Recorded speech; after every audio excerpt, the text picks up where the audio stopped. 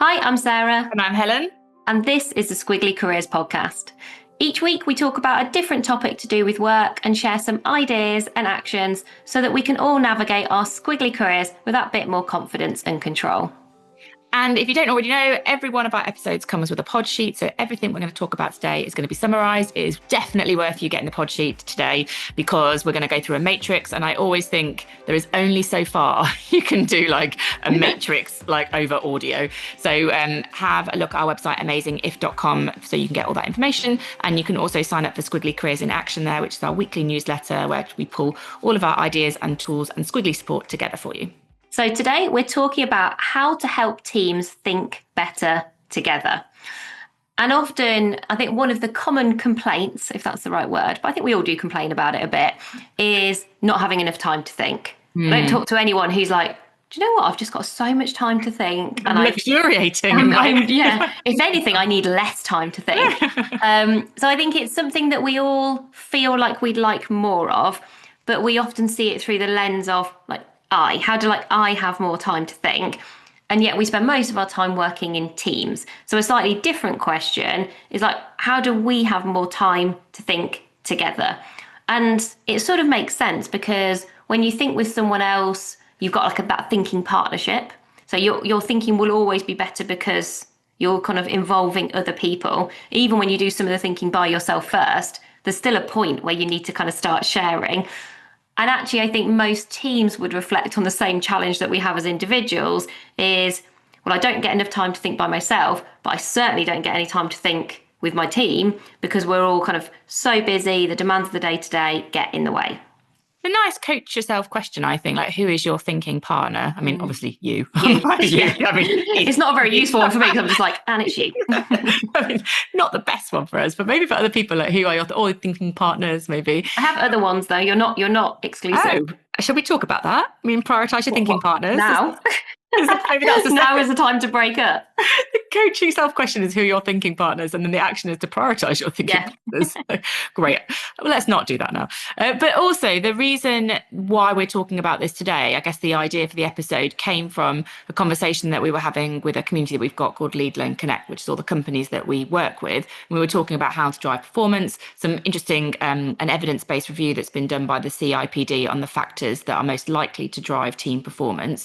And team thinking together is one of the highest contributing factors to team performance. So I think not only does this feel a bit better, I think it's nice to spend time thinking together to get away from the doing and into the thinking, but also teams perform better together when this happens as well. Yeah, there's a good payoff, I think, Yeah. for getting this right. We were reflecting on some of the principles that might be helpful to consider if you're kind of working out, well, what does this look like for me in the team that I'm in? Because I think what this can't be is, you often see those examples where people are like, as a team, we're going to take a week away in the countryside and go for these hikes and do this. Sounds nice. It does sound quite nice, doesn't it? And I think very occasionally some people get the chance to do that, but most of us don't. I think some even like super senior people, like they've gone on a retreat, sounds nice. Yeah. And that's great. Or you hear it's the classic example I always think of is like Bill Gates, where he talks about, I have the 2 weeks of reading weeks. Yeah. And again, I'm like, obviously I'd love that. Albeit I do read like all of the time. But I just think if you are waiting for the perfect moment to think, that moment will never come your way. And so principle 1 is we've got to add thinking time into how we already work, not see it as like an extra or an add-on. I think your starting point has got to be like, when are we already spending time together? How do we increase how much of that time is spent on thinking and maybe like the quality of that thinking? So let's not save thinking time for certain moments, which are often very occasional and ad hoc. I think it's a waste. It's a waste of everybody's brain power. So that's principle 1. Principle 2 is thinking doesn't need to be led by the most senior person. And often I think that can happen a bit by default. We expect the most senior person to take the lead. Like, anyone can initiate this, anyone can facilitate it, anyone can suggest it. And actually, I think some of the ideas we're going to talk about today are just sort of very universal. Yeah. It's not about, oh, I am in charge of this team, so therefore I'm in charge of the thinking. And occasionally, I wonder if we're all a bit guilty of this from time to time. You outsource thinking to people or departments. Like you outsource thinking to like your leader because you're like, well, sort of what they're paid for. Or you outsource thinking to the strategy people Yeah. because you're like, Yeah. well, They're surely the they're just thinkers. really good at that. Yeah. Whereas you're like, and again, I think that's a bit, it's almost like ladder-like thinking. Like occasional thinking is quite ladder-like, the big retreats. It's only done by certain people or certain roles or teams. That's kind of quite ladder-like thinking. And then the last thing, which I think sometimes takes a bit of confidence, is team thinking doesn't need to involve everyone every time. And this can feel quite hard because you obviously want to be inclusive, but not everyone can get involved and not everyone needs to get involved all of the time. So I think it's also how do you set this up so it can be for everyone, but it doesn't need to be everyone all of the time. Mm. And I think you do need quite a high trust team for that to happen. Because imagine if, like in Amazing If, for example, I spotted that you were doing some thinking thing with a couple of people in our team, and I was like, oh, I didn't get invited to that. Oh. And you can imagine being like, oh, is that because they don't appreciate my perspective? Is that because they think Helen's like so much more useful than I am? You can imagine the spiral of self-doubt that can Yeah. create. And so it's almost, pausing for principles. I think if as a team you talked about these three things, we're going to add it in. It's for everyone, but it doesn't need to involve everyone all of the time. That's our kind of mantra for creating team thinking time. Then everyone just relaxes into it, and you're like, okay, great. Mm. That's what we've decided to do together. You might have other principles. You might want to change some of the ones that we've talked about. But I think just pausing enough to have those principles will probably make all of the difference to then how effective that team thinking time is. And you don't end up with, unintended consequences of things you have done with very positive intent, but that can actually have quite a negative impact, like leaving someone out of thinking time Yeah. or experimenting with something that people are like, oh, actually, this has just made me feel like I'm not very good at thinking. Like there are some, I think there's a few kind of watch outs around if you're going to do this, like kind of involving everyone in that process, maybe even use the word experimenting. We're going to Mm. experiment with some ways to think together as a team more often because, we want to perform better. We want to generate better ideas. I suppose either side of the thinking, it is worth signalling that you're going to do it. So, Sarah, I'm going to do some borrowed brilliance activity, which is one of the exercises we're going to talk about in a minute, with a couple of people in the team because we need a kind of bit of fresh thinking on this area. So I've signaled that it's happening, and in which case Sarah might just nod along or might then say, oh, I'd love to get involved in that. And then I wonder at the end of you have the sharing, which is, we did a bit of borrowed brilliance last week, got some really good ideas. They Yeah. may or may not be relevant to you, but we've shared them on, for us it'd be a Teams channel, and you might have like borrowed brilliance Yeah. outputs or something like that. Because I don't think, there's no necessarily need for some of the things that we're going to share to be completely private. I think like the team can decide that together, but certain Yeah. activities, even if you're not involved in them, doesn't mean you couldn't kind of have a bit of a read through the outputs of them. Yeah. I actually saw someone in our team do that brilliantly this week where I was having a conversation with them that turned into a bit of a thinking partnership conversation.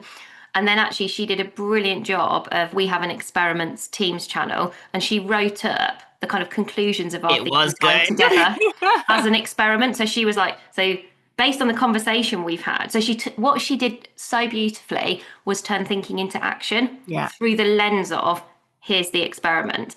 And what was so good about that was you hadn't been in that conversation. And actually it was a bit like it wasn't a very intentional thinking conversation, but actually you'd not been there.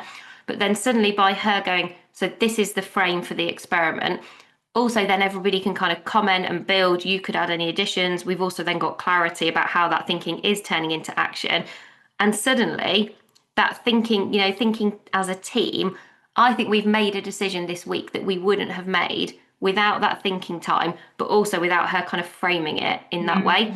But I think that was slightly more by accident than design. And I think what we're talking about here is going, let's design that in rather than just hope it's going to happen. So we have a matrix. You have a matrix. That was me doing like both a drum and a horn. I don't know, but we have a matrix. Sarah says you have a matrix. Because why do we have a matrix? Because Helen likes matrices.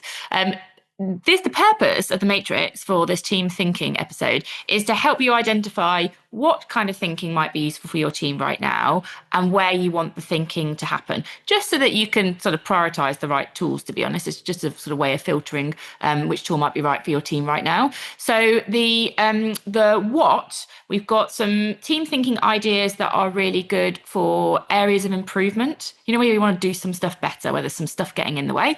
And then we've got some team thinking ideas that are more about inspiration. So if you want to create curiosity, you want to generate ideas, we've got a couple there.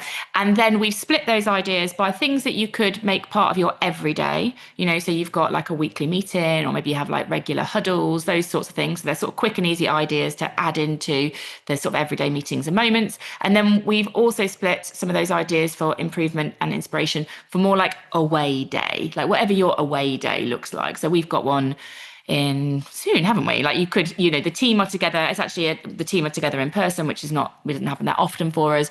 And these ideas that we've got for team thinking just benefit from a little bit more time, and they're probably even better if they could be done in person. Don't have to be done in person. You could replicate them virtually, but there's just something that might happen in the physicality of the ideas that might just work better when they're in person. So, shall we go through idea number one? We've got four in total, one for each quadrant. As I said in the intro, this will be much clearer if you download the pod sheet, because you'll be able to see the matrix.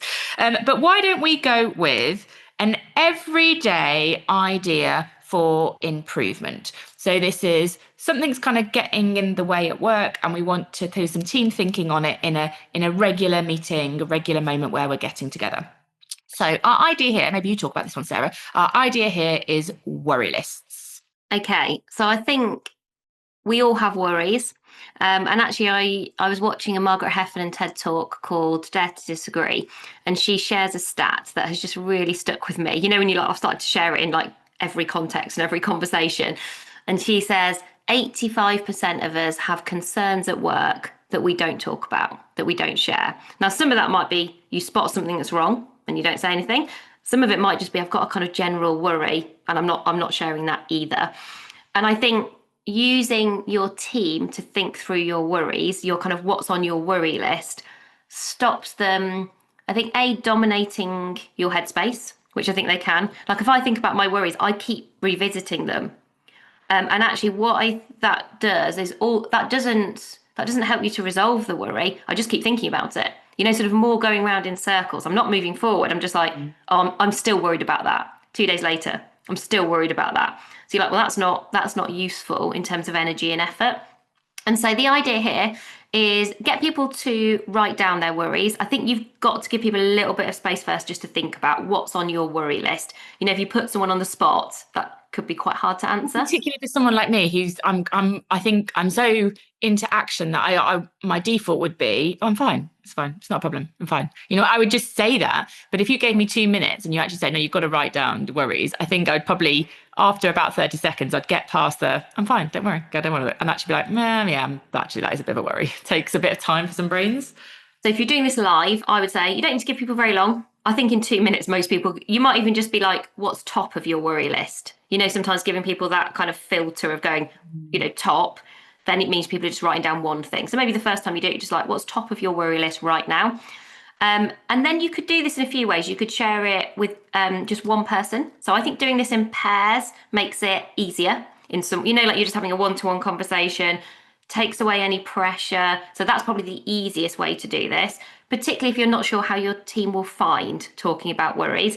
If we were doing it in our team, people probably would feel quite comfortable doing this, or we've perhaps done this in certain ways before. You could probably do it in a bigger group. Let's all go around and hear what's kind of top of everyone's worry list. And what is really interesting about this, just an insight for everybody, like you shared your worry list with me last Friday on WhatsApp, because we live on WhatsApp, and we don't see each other very much other than these sorts of moments. And you and I are talking all the time, kind of doing, a very, very kind of similar job and like on lots of very similar things. But there was still some surprises on your worry list to me. And I know you really, really well. And we spend so much, like, we're talking all the time. We know what's going on. And I still thought, oh, that's interesting. I couldn't have guessed that was on your worry list. So I think it's just even if you think, oh, I know what's on everyone's worry list, I bet you don't, Mm. because I didn't when you kind of shared some things. And I think naturally, as part of those conversations, people describe the worry, and that in itself is useful. It goes from holding it in your head where it feels messy and confusing to you just create clarity from both writing it down and saying it out loud. Mm. And I think your job as the person listening is not to solve that worry. I actually think that's quite a big temptation if you are a solver or Yeah. like some people are natural problem solvers, they like action.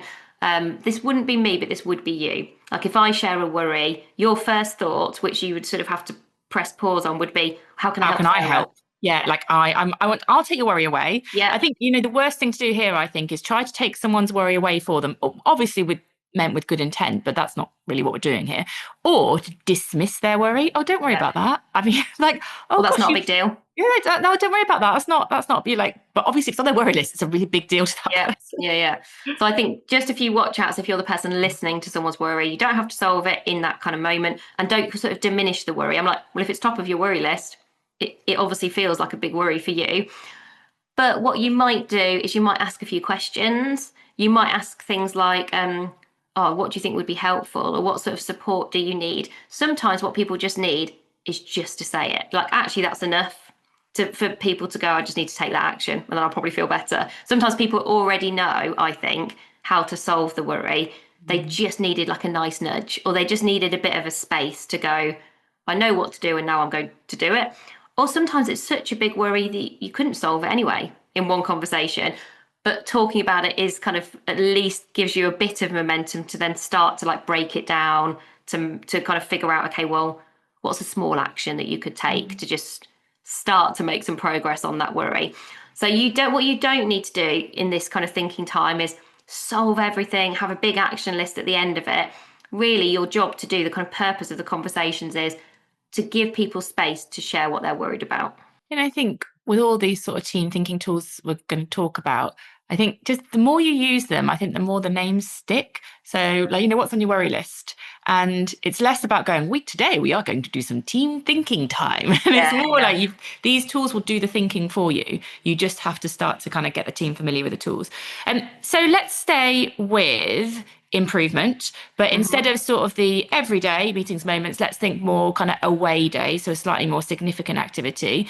The one we have suggested here is the what's not working. And we have very specifically spelt the word not like a knot, KNOT, because this is when you're thinking about what's not working. We often feel that people like really connect with visuals, and the idea of like the knotty moments in your weeks and on your projects, the things that are messy and tangled and feel difficult, those are the things that we are trying to surface. Now the way that this works is almost like a bit of a sort of bit of pre-thinking before the team thinking. So the pre-thinking is independent. And we have found the best way to do this is to set up something like a Miro board or a mural board, where people can basically put their knots, what's not working for them, on a virtual space like Post-it note, and they can just list them all out. They can just kind of, put as many as they want about things that they think are not working well, not efficient, not effective, not using the best of my time, not. Just get them all out, and give people, the freedom to put those down on paper, virtual paper. Then when your team gets together, whether it's virtual or in person, the first thing that you're going to do is sort of cluster the knots. So give people time to just read through all the knots that are there. Some people might have done that in advance, but I would create the time to give people to sort of read through.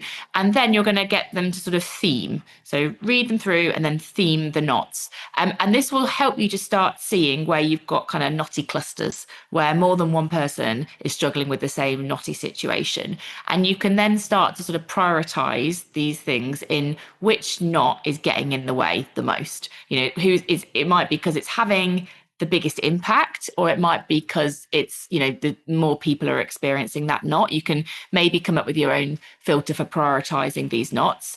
And then really as a team, you're talking through, well, how do we unravel the knot? What needs to change for that knot to stop getting in our way? And it's just creating the space for that collaborative conversation. I really like the physicality of it.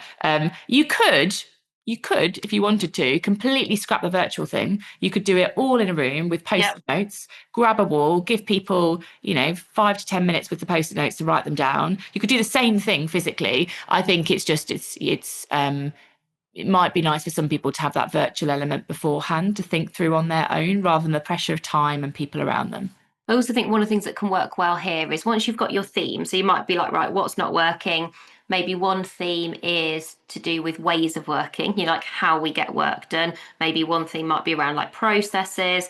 One thing might be something external, something to do with like customers or clients or whatever it might be. If you all choose the same knot to work on, but then I think if you work on it in small groups, most teams have enough people in them that you could be like, I think 2s and 3s is quite good. Again, it's quite a safe sort of number. But by doing that, you don't get too much sort of groupthink, like one person dominating discussions helps a bit with the whole don't just listen to the kind of most senior person. So kind of everybody's working on the same thing, but having different conversations. And then I think it's really interesting to then kind of hear where do people get to? Like what are people's perspective on like what we might do to unravel that knot? Because people who are really close to that knot usually have a different perspective to people who are a bit further away from it. Or some people might be like, actually, that's interesting because that wasn't a knot for me.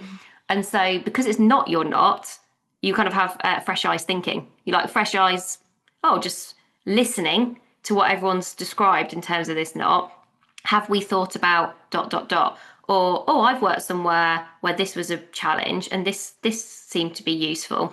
So, I think you get more of a range of ideas if you sort of give people kind of space to do this. And then actually there's kind of no right answer here. It's just like, well, what do we all think? Probably some nice questioning prompts as well that keep you in the thinking space.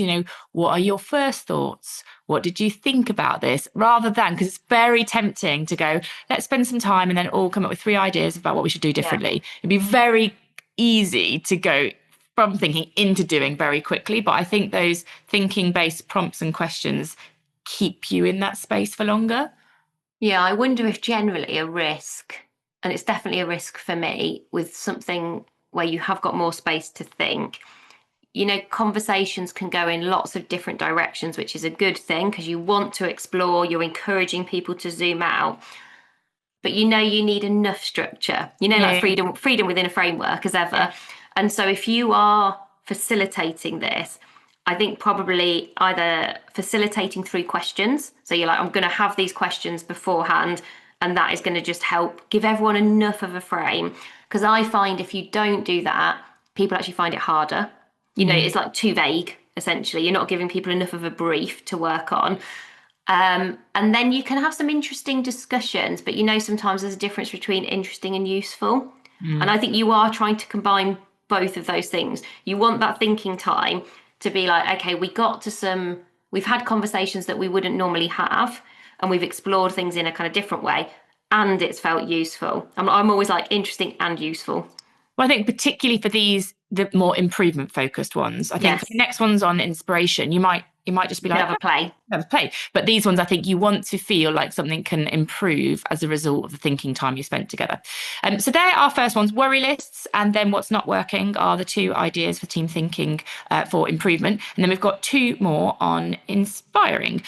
So Sarah, do you want to talk through the kind of everyday idea for a bit of team inspiration? How are you thinking for that? Yeah, so we've talked about this idea before, but we use the phrase borrowed brilliance. And I think when you encourage people to borrow brilliance from different spaces and places, it encourages everybody to just escape their silo. And you hear that a lot, like every company says to us, people are very head down, and that's very understandable because you've got a lot of demands on, your day job. But what we're not quite so good at is kind of being meerkat-like and looking around and thinking, oh, that's interesting that they do that in this way, or what could we learn from that?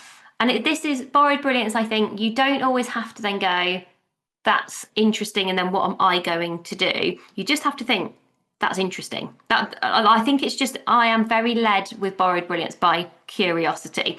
So let me give you an example from yesterday. So yesterday, I went into a nail place to get my nails done in London, which is not something I do very often. So I'm always like, oh, this is a bit of a treat. And they were using some technology so that when you choose the colour for your nails, you click on the screen with the different colours, and then it shows what it looks like on someone's hands, which are much nicer hands than mine. I was like, oh, they've got really nice hands, so my hands don't look like that. But it was really fun. So it's like, ooh, I'd liked clicking through the Go different colours, crazy. which I don't think they wanted me to do. I think they were like, can you please choose a colour? I was like, oh, but look at this, look at this.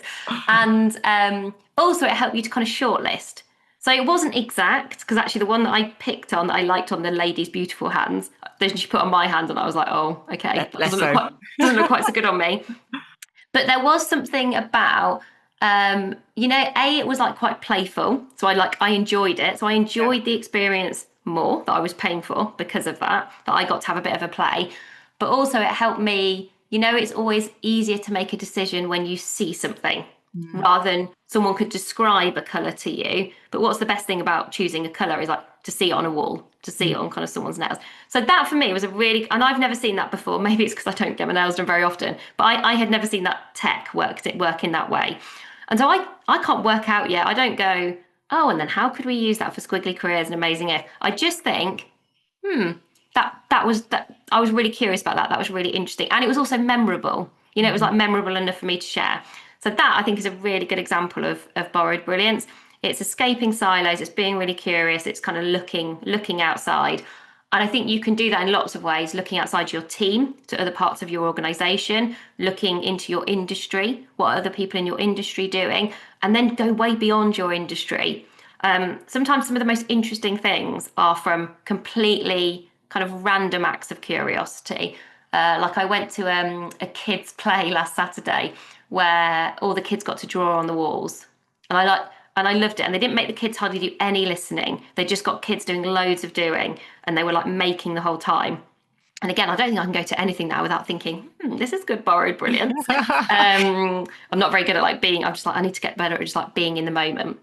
And I think then what is always amazing about that, and we've done it as a team, often in a team meeting as the first thing that you do. So make it an agenda item, let everyone know beforehand, we're going to start the meeting when we're together, we're going to start our team away day or our team time together with borrowed brilliance. Everyone just brings one thing. And because there's just no pressure, most people are not doing anything different. They're just bringing something from their day to day that they've kind of seen, but it's just created a bit of a focus for it. And you do hear so much like weird and wonderful stuff from people. Loads of energy. I think you also get a lot of laughter. I know, yeah. And it's actually one of my most fun things that we will do together as a team. And I'm just thinking about a more recent one. And someone on the team was talking about a book that they had read. You get like packaging, you get an email, like a customer service email that someone goes, I thought this was written really nicely. And sometimes you just listen and go, oh, that's interesting. And nothing else happens, but you kind of come away and you kind of, I don't know, I think you feel a bit better because of it, because it's a fun conversation. But then sometimes something interesting does happen because you go, oh, that book that's a really interesting way that they've done that. We're writing a book at the moment. I wonder what if we structured it like that, what that could look like. And so sometimes you do make connections that lead to really interesting ideas, but I don't think you're doing it with the pressure of that. It's inspiration first. Yeah. And so 2 top tips if you're going to start doing this, just from our own experience. One, you always need more time in the agenda for borrowed brilliance than you imagine. So I go, oh, great, we'll just go around and get borrowed brilliance from everybody quickly. But even today, me sharing those couple of examples, people get very enthusiastic and you sort of don't want to dampen that. And so actually just think about, okay, you probably want 5 to 10 minutes, I would say, minimum per person. So if you've got a really big team, I would probably split the team up. I would be like, oh, let's go into groups of 5 and we'll all do borrowed brilliance. You don't have to all do it as like, there's a point where I think it would feel like too many people. And as a team, we're probably on the cusp of that, actually. It's probably why it has taken quite a long time on our agenda, because there are quite a few of us now, and you want to give everybody equal space to contribute. So you don't have to all do it, or it's like, you could break up. The other thing, we find borrowed brilliance, I think when you can kind of see people, and that can be virtual or in a room, works really well. We did then have a borrowed brilliance Teams channel that then we have changed. So it's interesting sometimes how things then don't translate in quite the same way when you're using kind of tech, remotely and kind of all at a different time.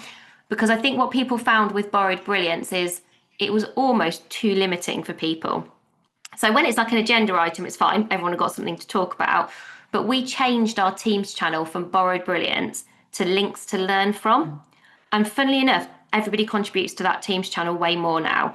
I actually think borrowed brilliance perhaps put a bit of pressure on people to be like, oh, if it's not sort of from the outside, I can't post this.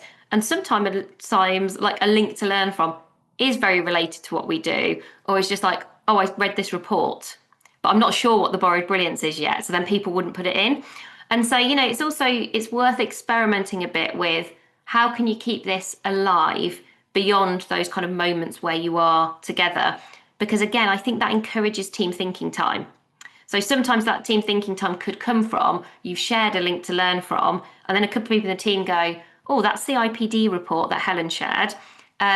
Actually, should we pick up on a couple of the data points that we read in there together and do a bit of thinking about what that means for us? So it can be a spark for team thinking time, whereas borrowed brilliance is the team thinking time. Yeah. I feel like the magic just didn't happen when we did it on Teams. No. Like the magic is in the laughter, the connection, the conversation, like that. It needs that level of like, I don't know, closeness to each other, I think.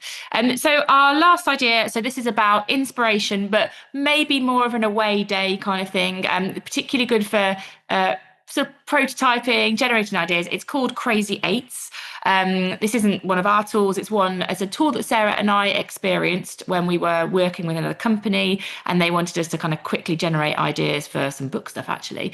The way Crazy Eights works is everybody's given a piece of paper, like A4 piece of paper. You then fold that bit of paper so that you've got 8 squares. So like fold it in half again. So you've got kind of eight squares on there. And then whatever this thing that you're looking to generate ideas for, so it could be, I don't know, launch of a new product, or maybe it's I don't know, maybe you're doing a new website, or maybe you're be a process improvement. Processing 8 ideas for how we're going to improve a process. Yeah, like anything that you're like, oh, do you know what we could do with a bit of, like, we could do with some new ideas on this thing. First of all, you take 8 minutes. Everyone has 8 minutes, and you have to, in each of our 8 boxes, you have to put an idea down. And the idea is you kind of get as creative as possible. So we're not just writing words. You could draw a picture. You could, design what the website's going to look like, or maybe do like the process stages of what might be in the process. But you have 8 minutes to fill your Crazy Eights with all your ideas. And then after 8 minutes, it's like quite strictly timed so that you can, I think, keep the energy and momentum with the idea. After the 8 minutes, everybody then goes round and shares their ideas. And I do think this I think it's a little bit vulnerable, because in your ideas, some of them are going to be crazy, like crazy bad, maybe crazy good, but they're not. Also, you like the ones that you come up with at the end. I remember just being like, oh, whatever. Yeah. I'll just sort of add a couple of extras. Now, sometimes there's involves a hot air balloon and squiggly confetti. That's how we're going to make everyone hear about Squiggly Careers. So some of them do get quite weird and wonderful. So it feels a bit like you already know sometimes that you're like, well, this is not a great idea, or like this is only the start of an idea, or maybe I don't even know how to share it. But then you realise like it doesn't really matter. Yeah. So everyone shares it, and it's fine, and there'll be laughter because some of them will be crazy. And then at the end of everyone sharing, what you're looking for is where were some ideas kind of similar? Like, oh, actually, it's interesting that other people had the idea about the hot air balloon and squiggly confetti. Like, maybe we should work that one a bit harder. Or it might just be that there was an idea that attracted a lot of energy. Like, oh, we had never thought that is a really interesting idea. And then what the team will then do is take a couple of those ideas that are either lots of people have had a similar one, or there seems to be a lot of energy, and just work it a bit harder. That might involve another picture. You might say, okay, well, now let's go from a Crazy Eights to Crazy Fours. You might take the picture and say, well, let's map it out a bit more, or kind of put a plan in place of what that could look like. Again, I would time that so that the team thinking has an end, and then you would share that back, and then you might get into so what might we do now? What might we do now? And one might be nothing. One might be, let's go and talk to someone about this. One might be, let's turn it into a prototype that other people can feed back on. There's lots of ways that it could go, but I don't think you want to constrain that at the start. It's just, what might we do now is the right sort of question to end with. And one of my observations from when Helen and I did this, and we were probably the 2 least experienced people in the room doing it, is you could tell. So I think when you use this a lot, you just get better. And braver. Not that their ideas were necessarily so much better, but they were just better at the process. Yeah. So they were just very used to, in 8 minutes I do 8 ideas. I don't judge myself too much. I don't filter. I just get stuff down. and I'm used to sketching, and like they sort of discourage you from like trying to write too much. So they were just very good at doing that. And then they were actually very noticeably better, I think, than you and I at going, here's how to describe the ideas in a very kind of short, concise way. Whereas you can't help but you're trying to like bring to life the fact you've done a hot air balloon and why there's squiggly confetti or whatever it might be. Whereas they were just sort of very unapologetic, actually, is the word that I would use to describe it. They would just be like, so idea one is a hot air balloon. There's going to be a big explosion of squiggly career confetti. Idea two is there's going to be a carnival float full of squiggly sweets, and we're going to throw them out. And then they just move on to the next one. Idea three, and I'm still there like reeling from the fact there's a carnival float with squiggly sweets, and they're just on to the next one.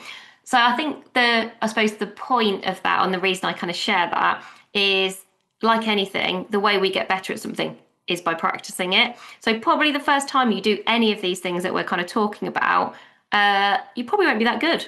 We've done a lot of borrowed brilliance now, and I think if you came and observed our team doing that, I think it would look very high energy. People would have a really good range of things, and that's because we have done it a lot and we've experimented with like how that works for us. If you watch us do Crazy Eights, we don't do that as much. So Helen and I have done it a few times, but the rest of our team have not. And so I suspect you might watch and be like, oh, that looked a bit awkward. Or some people struggled a bit with that, or it did feel a bit vulnerable. And of course it does, because it's the first time that you're doing it. And I think often we have lost a little bit of the practice of thinking together in this way because we perhaps don't have some of these structures. So we will summarise all of that together in the pod sheet so that you've got all of those ideas. If you give them a go, let us know. This is the sort of stuff we love to hear. So you can just email us. We're Helen and Sarah at squigglycareers.com. But yeah, I think, as Sarah said, practice is the thing that will help this to happen. And just go back to, why are we doing this? Not only is it quite fun, to be honest, but team thinking drives team performance. So you all get better together when we spend time thinking. That is it from this week. We'll be back next week with another episode. Thank you so much for listening. We'll be back with you again soon. Bye for now. Bye, everybody.